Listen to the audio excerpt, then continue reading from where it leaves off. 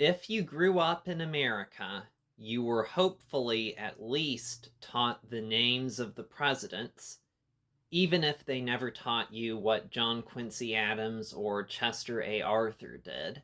But you probably never heard much, if anything, about the people who lost the elections.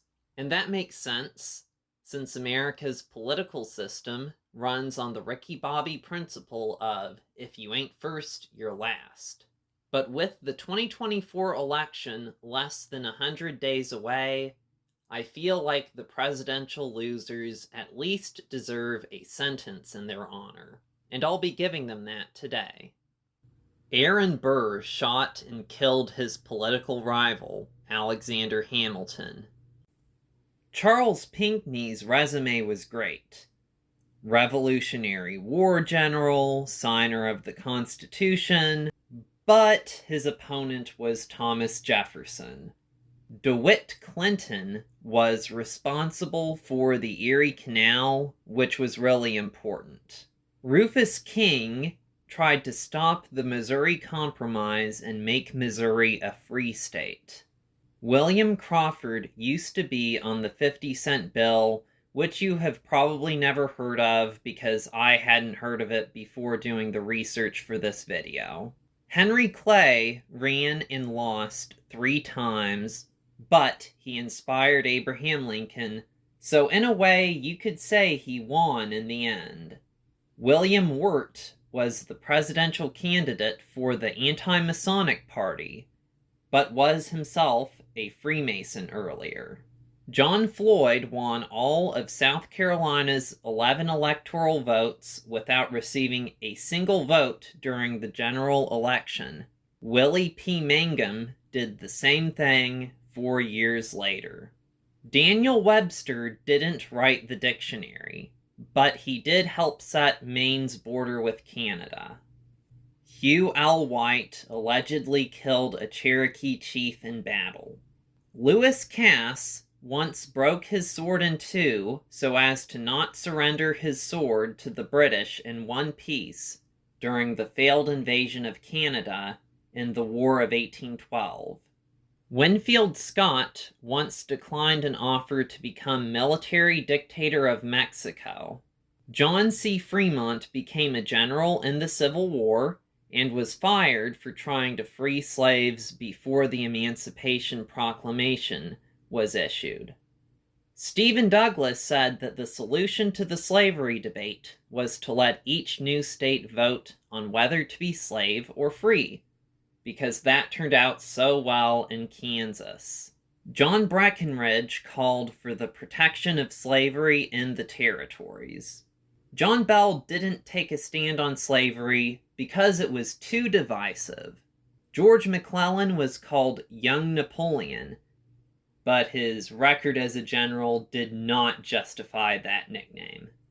Horatio Seymour ran the most racist presidential campaign in American history, and I'm including Strom Thurmond and George Wallace in this video.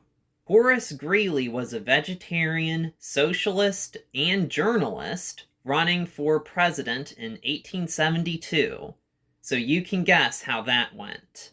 Samuel Tilden won the popular vote by 3%, but Rutherford B. Hayes won the Electoral College by 1 vote. Winfield Scott Hancock failed to become President of the United States of America, but he succeeded in becoming President of the National Rifle Association.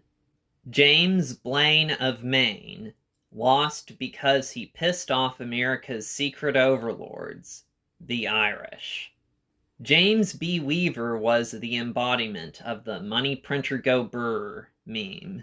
William Jennings Bryan thought silver was better than gold, which is quite fitting since he came in second place more often than anyone else. Alton Parker was the last Democratic candidate for president to run to the right of the Republican candidate. Eugene Debs ran as a socialist 5 times, 1 time from prison. Charles Evans Hughes was appointed to the Supreme Court, resigned to run against Woodrow Wilson, and later was appointed to the Supreme Court again. James Cox was from Ohio. John Davis's mother was reading aloud The Decline and Fall of the Roman Empire when she gave birth to him. Robert La Follette ran a progressive third-party campaign, but he didn't do as well as Teddy Roosevelt. Al Smith was the first Catholic major party presidential nominee, and he was responsible for the Empire State Building. Alf Landon ran for president in 1936 and was still alive when Back to the Future came out. Wendell Willkie was a Democrat running as a Republican. The newspapers said Thomas Dewey was going to win, but he didn't. Strom Thurmond ran a third-party campaign based on opposing civil rights and was still in the Senate when he turned 100 in 2002. Adlai Stevenson couldn't compete with the catchphrase, "I like Ike." Barry Goldwater was open to the use of nuclear weapons in Vietnam. Hubert Humphrey was the 1968 Democratic nominee because Robert Kennedy Sr. was assassinated earlier that year. George Wallace ran a segregationist third-party campaign, survived an assassination attempt, and decided to stop being racist. George McGovern was the only major party nominee from South Dakota. John B. Anderson campaigned on, I kid you not, raising taxes on gasoline. Ronald Reagan said he wouldn't hold Walter Mondale's youth and inexperience against him. But Mondale was 56 years old and had already been vice president. There was a picture of Michael Dukakis riding in a tank, which apparently cost him votes. Ross Perot was actually pulling ahead of both Bush and Clinton at one point in the 1992 race, and he got 19% of the vote as a third-party candidate. Bob Dole was a World War II hero who was also in a Viagra commercial.